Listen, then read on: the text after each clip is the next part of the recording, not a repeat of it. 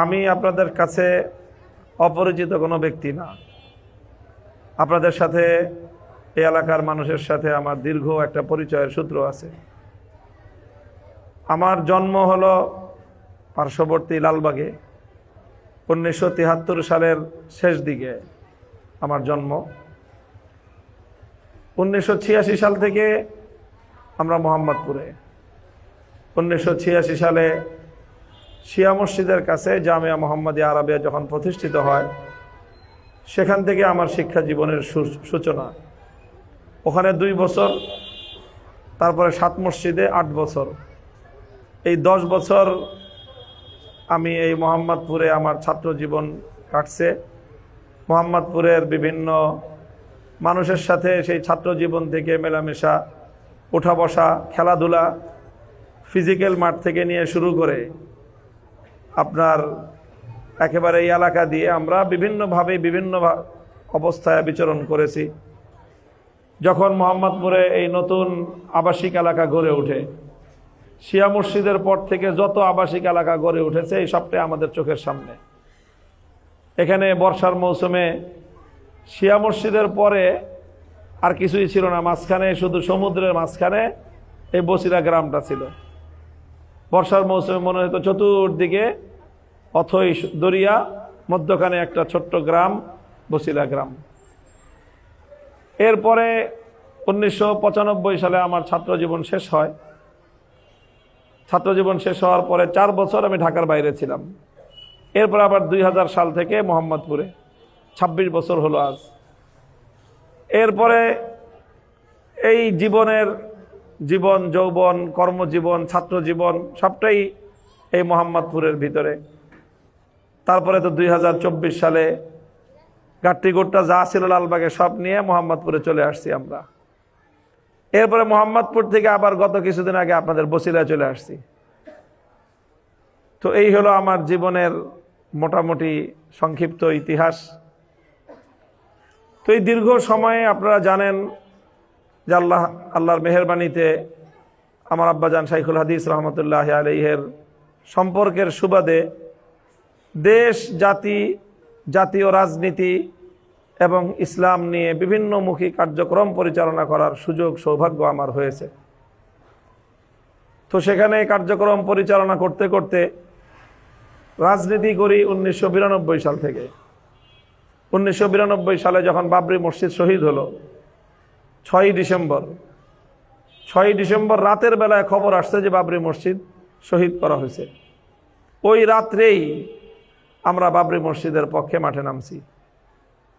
এই যে মাঠে নামলাম, তো নামলাম, আজও নামছি, কালও নামছি, এখনো আছি। এরপরে 1993 সালের 2রা ডিসেম্বর থেকে নিয়ে লং মার্চ শুরু হলো।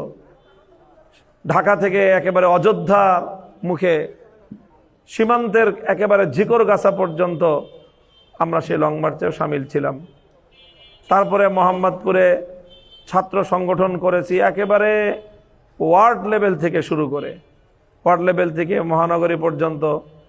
তারপরে গণসংগঠনে ঢাকা মহানগরীর দায়িত্ব থেকে ধীরে ধীরে আল্লাহ পাক রব্বুল আলামিন আপনাদের দোয়ায় এখন এই সংগঠনের প্রধান দায়িত্বে আল্লাহ আমাকে উপনীত করেছেন।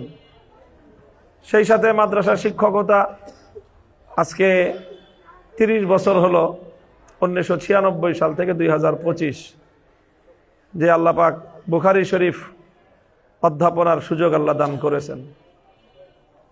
1996 সাল থেকেই আমি বুখারী শরীফ পড়াই।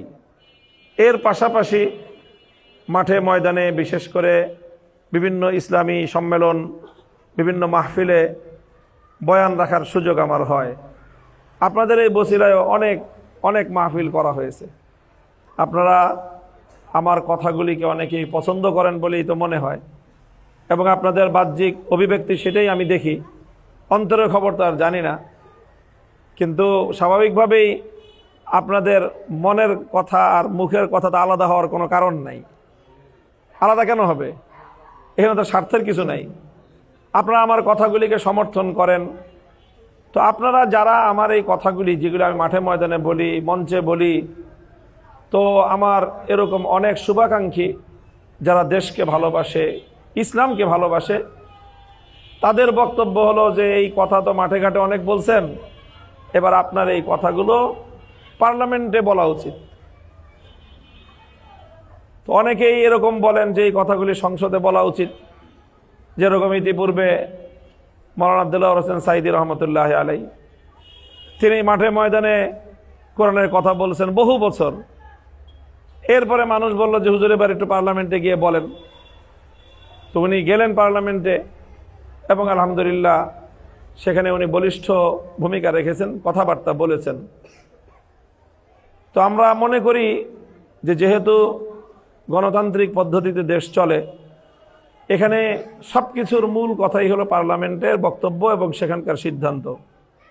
সেখানে ইসলামের পক্ষে, অন্যায়ের বিপক্ষে, জুলুমের বিপক্ষে, অনিয়মের বিরুদ্ধে, দুর্নীতির বিরুদ্ধে, দেশের পক্ষে, ইসলামের পক্ষে বলিষ্ঠভাবে কথা বলার লোক আসলে খুব বেশি না। এমপি তো গন্ডায় গন্ডা হয়, শত শত এমপি, কিন্তু আসলে সঠিকভাবে জনগণের কথাগুলো, সত্যের কথাগুলো, ন্যায় এবং ইনসাফের কথাগুলো যথাযথভাবে তুলে ধরার মতো লোক খুব বেশি হয় না। তো আল্লাহ পাক রব্বুল আলামিন আপনাদের দোয়ায় কিছু কথা বলার যোগ্যতা, সেই দক্ষতা আল্লাহ কুদরতিভাবে আমাকে দিয়েছেন।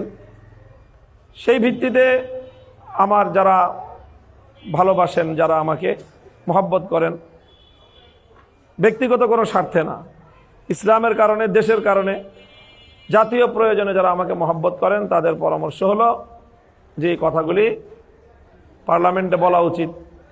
এবং আলহামদুলিল্লাহ বিগত দিনগুলোতে রাজনৈতিকভাবে যেই জুলুম, নির্যাতনের স্টিম রোলার আমাদের উপর দিয়ে পরিচালিত হয়েছে, এগুলো আমরা সহ্য করেছি, এগুলো বরদাস্ত করেছি, আল্লাহর কাছে বিনিময় আশা করেছি, দোয়া করেছি, চোখের পানি ছেড়ে আল্লাহর কাছ থেকে সাহায্য কামনা করেছি।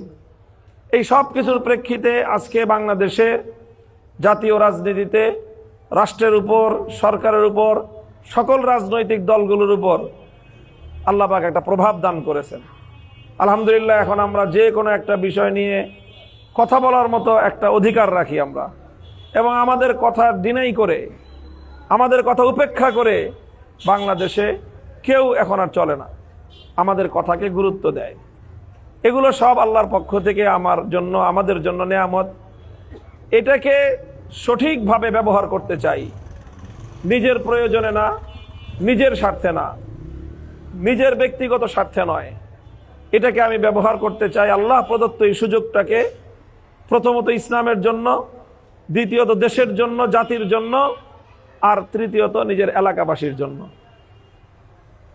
তা আমি আশা করি যে আপনাদের সহযোগিতায়, আপনাদের প্রতিনিধি হিসাবে যদি আপনারা মনে করেন যে হ্যাঁ, মামুনুল হক আমাদের মনের কথাগুলো, যেই কথাগুলি আমরা চাই, আমাদের পছন্দের কথাগুলো জাতীয় পর্যায়ে সে বলতে পারবে, এটার জন্য যদি আপনারা আমাকে যোগ্য মনে করেন, তাহলে আমি মনে করি যে এই ব্যাপারে আপনাদের পক্ষ থেকেই এটার অভিব্যক্তি ব্যক্ত হওয়া দরকার। তো সেই হিসাবে আমি আপনাদের কাছে এসেছি যে আপনারা আসলে কি, আমি যেটা মনে করতেছি ব্যাপারটা এরকমই, বা আমাকে আমার ঘনিষ্ঠজন যারা বলল যে তোমার এই কথাগুলি বলার জন্য পার্লামেন্টে যাওয়া দরকার, তা আসলেই কি আমার পার্লামেন্টে যাওয়ার দরকার আছে কিনা? আপনারা যদি মনে করেন যে দরকার আছে, তাহলে আমি আপনাদের কথা গ্রহণ করব। আর আপনারা যদি মনে করেন যে না, তুমি যেমনে কথা বলতেছো, যেমনে কাজ করতেছো, এটাই ভালো, পার্লামেন্টে যাওয়ার দরকার নাই, যদি আপনারা ঘনিষ্ঠ মানুষ, আমার এলাকাবাসী, আপনারা যদি বলেন যে দরকার নাই, তাহলে আমিও মনে করবো যে দরকার নাই। এটা হলো এখন আপনাদের একটু চিন্তা ভাবনা করে সিদ্ধান্ত দেওয়ার বিষয়। যদি মনে করেন যে হ্যাঁ পার্লামেন্টে যাওয়ার দরকার, তখন সেই ক্ষেত্রে দুইটা প্রশ্ন আসবে। পার্লামেন্টে তার আমি যাইতে চাইলে আর আপনি চাইলেই হবে না, এটার একটা প্রসেসিং আছে, সেই প্রসেসিংটা তো করতে হবে। সেটার প্রসেসিং হলো এখন বর্তমানে নির্বাচন। তো সেই নির্বাচনে খালি দাঁড়াইলেই হবে না, সেই নির্বাচনে বিজয়ী হইতে হবে। এখন যদি সেই নির্বাচনে বিজয়ী হইতে হয়, তা একটা নির্বাচন লড়াই করে বিজয়ী হওয়ার জন্য কি কি দরকার হয় আমি মনে করি যে আপনাদের এই এলাকার মানুষ, আপনারা এখানে সব মুরব্বীরা আছেন, সচেতন মানুষ আছেন, আপনারা আমার চেয়ে ব্যাপারে ভালো জানেন। সাধারণ মানুষ তো বলে এখন যে এই নির্বাচন লড়তে হলে কমপক্ষে 5-10 কোটি টাকার দরকার। তো ভাই, আমরা মোটামুটি স্বাভাবিকভাবে পৈতৃক সূত্রে গরিব মানুষ না, মোটামুটি সচ্ছল, কিন্তু তার অর্থ তো এই না যে 20 কোটি টাকা, 10 কোটি টাকা, 5 কোটি টাকার মালিক তা না। বাপ যা রেখে গেছে আর নিজে গত 15-20 বছরে যা কামাইছি সব মিলে একত্রিত করলে হয়তো 2 কোটি প্লাস মাইনাস হবে। ভাই, আমি তো আমার এই বাড়িঘর বিক্রি করে নির্বাচন করব না, এটা স্বাভাবিক কথা। আমি নির্বাচন করে আল্লাহ যদি আপনাদের দয়া বিজয়ী করেন, তাহলে এখান থেকে 2 টাকা আমি আমার নিজের জন্য খরচও করব না। কাজে আমি এখানে আমার ব্যক্তিগত আমার পোলাপানদের হক, যেটা তারা আমার মৃত্যুর পরে ওয়ারিসান হিসেবে পাবে, আমার জায়গা জমি বিক্রি করে তো আমি নির্বাচন করব না। হ্যাঁ, আমার স্বাভাবিক যে সামর্থ্য আছে, কয়েক লাখ টাকা আমি হয়তো ব্যক্তিগত উপার্জন থেকে খরচ করতে পারি, কিন্তু বর্তমানে যে নির্বাচনের যে পরিবেশ, আমি এটা জানি না যে আসলেই কি এরকম কোটি কোটি টাকা লাগে কিনা, সেটাও আমি জানি না। তো যদি সেই টাকা লাগে, যদি না লাগে, সব কথাই আপনারা বলবেন। যে আমার কাছে মনে হয় যে আসলে যদি নির্বাচনটা সম্মিলিতভাবে করা হয়, নির্বাচনটা যদি প্রার্থীর না হয়, জনগণের যদি নির্বাচন হয়, তাহলে জনগণের নির্বাচনে টাকা লাগবে কেন? নির্বাচন যদি হয় প্রার্থীর, জনগণ তাকে চায় না, প্রার্থী জনগণকে দিয়ে টাকা পয়সা দিয়ে তাদেরকে বায়াস করতে চায়, তাহলে কোটি কোটি টাকার দরকার আছে। আর যদি জনগণই চায় কাউকে নির্বাচিত করতে, তাহলে আবার টাকা লাগবে কেন? তো কাজেই এখন আপনারা আসলে কোনটা চান আপনারা পরিষ্কার করে বলবেন আমারে। যদি বলেন যে না, তোমার বাপ দাদার কাছ থেকে যা পাইছো সব বেচা আমাদের কাছে দাও, তারপরে আমরা তোমাকে নির্বাচিত করে দিব, সেটাও বলেন। আর যদি বলেন যে না, অত টাকা লাগবে না, টুকটাক যা কিছু লাগবে আপনি কিছু দেন, আমরা কিছু মিলে ঝুলে আমরা নির্বাচনী বৈতরণী পার করতে পারবো, সেটাও আপনারা ইনশাল্লাহ খোলাখুলি বলবেন। আমি আপনাদের জন্য যেটা করতে পারবো, আমি আমার অ্যাবিলিটি, আল্লাহ আমাকে যতটুকু সামর্থ্য দিয়েছেন, বাকি তো আল্লাহ পাক যতটুকু সাহায্য করবেন সেটা তো আল্লাহ করবেন ইনশাল্লাহ, আশা করি। আমার সামর্থ্যের মধ্যে যতটুকু আছে আমি মনে করি, 1 নম্বর হলো যে ইসলামের কথাগুলো, হকের কথাগুলো, ইনসাফের কথাগুলো, জুলুম অন্যায় অবিচারের বিরুদ্ধের কথাগুলো, দুর্নীতি লুটপাট জাতীয় সম্পদের অপচয় অপব্যবহারের বিরুদ্ধে কথাগুলো আমি বলিষ্ঠভাবে এমনভাবে বলতে পারবো যে ইনশাল্লাহ আমার কথা উপেক্ষা করে রাষ্ট্রযন্ত্র চলতে পারবে না। এই একটা কাজ আমি পারবো। আর যেটা পারবো, এলাকার উন্নয়নের ক্ষেত্রে এই এলাকায় বড় বড় কিছু সমস্যা আছে, তার মধ্যে একটা বড় সমস্যা হলো এই যে বিশাল এলাকা গড়ে উঠতেছে, নতুন এলাকা বা পুরান এলাকা যেটা আছে ব্যবসায়িক এলাকা, ব্যবসায়ীরা 3 টাকা কামাইলে 4 টাকা চান্দা দিতে হয়। তো আমি আশা করি যে আপনাদের তো এই ব্যাপারে আত্মবিশ্বাস থাকার কথা। আমি অথবা আমার নিকটতম তো দূরের কথা, আমার দূরবর্তী আমার ছায়া যারা মারায়, তাদের কারো পক্ষে আমরা বেঁচে থাকতে 1 টাকা জনগণের কারো কাছ থেকে অন্যায়ভাবে ভোগ করবে আর জমিনের উপর দিয়ে আরামসে চলবে, এই সাহস ইনশাল্লাহ কারো হবে না। এতটুকু আস্থা আমার নিজের উপরে আছে যে ইনশাল্লাহ আমাদের শক্তি সামর্থ্য, সেই সাথে যদি আল্লাহ পাক ক্ষমতাও আরেকটু দান করেন, তাহলে আমরা সেটুকু সর্বোচ্চ ব্যবহার করব, যাতে এলাকার ব্যবসায়ী যারা বাড়ি বানায়, জায়গা জমি বৈধভাবে যারা ব্যবসা বাণিজ্য করে, তারা সরকারকে, রাষ্ট্রকে ট্যাক্স দিবে, রাষ্ট্রকে তারা ট্যাক্স পে করবে, তারা আবার মাঝখান দিয়ে কোনো চাঁদাবাজ মাস্তানকে কেন চাঁদা দিবে? এটা যেন না দিতে হয়, সেটার বিপক্ষে যতটুকু সম্ভব প্রশাসনকে সহযোগিতা দেব, জনগণকে নিয়ে। নিজে ব্যক্তিগত আমার রাজনৈতিক যেই শক্তি সামর্থ্য আছে সেটা নিয়ে প্রশাসনকে সহযোগিতা করব।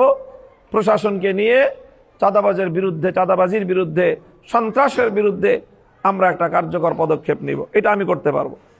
3 নম্বর যেটা আরেকটা বড় কাজ করতে পারবো বলে আমি আত্মবিশ্বাসী, সেটা হলো মোহাম্মদপুর অঞ্চলের একটা বড় সমস্যা হলো কিশোর গ্যাং। দেখেন কোনো মানুষ মায়ের পেট থেকে গ্যাং হয়ে জন্ম নেয় না।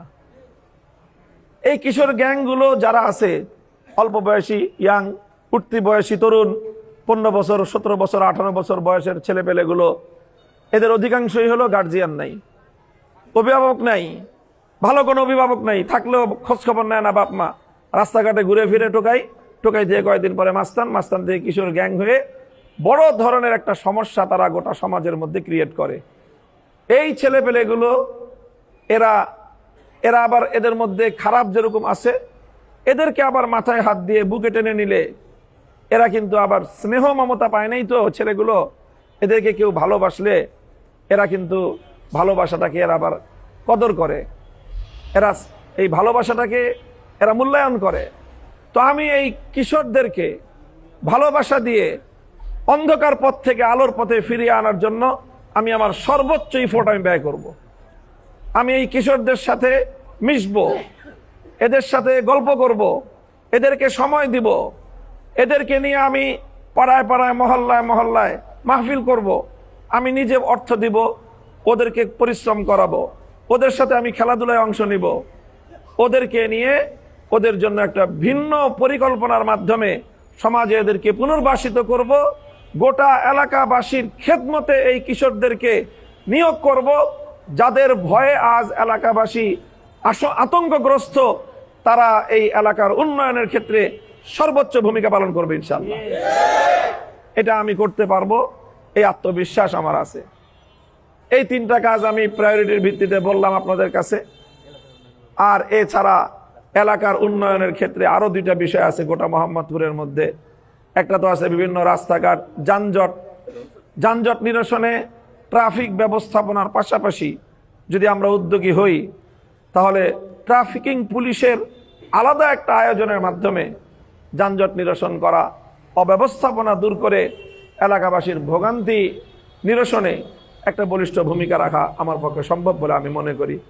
সেই সাথে বিভিন্ন এলাকায় কিছু জলাবদ্ধতা আছে, এই জাতীয় বিষয়গুলি আসলে সরকারিভাবে রাষ্ট্রীয়ভাবে যেই বরাদ্দ আছে সেটাকে যদি সুন্দরভাবে ইউটিলাইজ করা হয়, তাহলে এই সকল অব্যবস্থাপনা এবং এই সকল সংকটগুলো থাকার কথা না।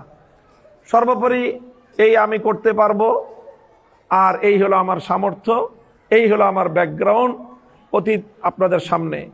এখন যদি আপনারা মনে করেন যে হ্যাঁ আমার নির্বাচনী যুদ্ধে অবতীর্ণ হওয়া দরকার, আমি বড় কোনো মার্কা আনতে পারবো না, আমার কাছে মার্কা একটা আছে, গরিবের মার্কা, রিক্সা মার্কা। আমি এই রিক্সা নিয়ে আসবো আপনাদের কাছে। আপনারা যদি চান রিক্সাকে সংসদে পাঠাবেন, তাহলে মোহাম্মদপুর বসিলা থেকে একটা রিক্সা নিয়ে আমি সংসদে যাবো ইনশাল্লাহ।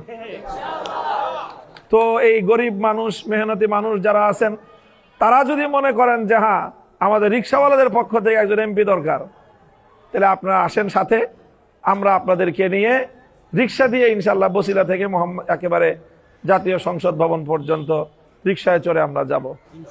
এই হলো আমার যা করার, যা বলার, যা আমার পক্ষে সম্ভব। অতিরিক্ত বাগাড়ম্বর কিছু আমি বললাম না। সিঙ্গাপুরে বানাই দিতে পারবো না, কানাডা বানাইতে পারবো না। বাংলাদেশকে আমরা মনে করি যদি সত্যিকার বাংলাদেশ বানানো যায়, বাংলাদেশ যা হওয়ার কথা 1947 সালে আমরা বিতাড়িত করেছি ব্রিটিশকে, 24 বছরের পাকিস্তান, 55 বছরের বাংলাদেশ আমল, এই 80 বছর যদি বাংলাদেশের সম্পদ যথাযথভাবে দেশের কাজে লাগতো, তাহলে বাংলাদেশ বহু উন্নত, বহু আগেই হওয়ার কথা। কাজেই অন্তত আমরা সেটা করার নিশ্চয়তা এবং প্রত্যয় ব্যক্ত করতেছি।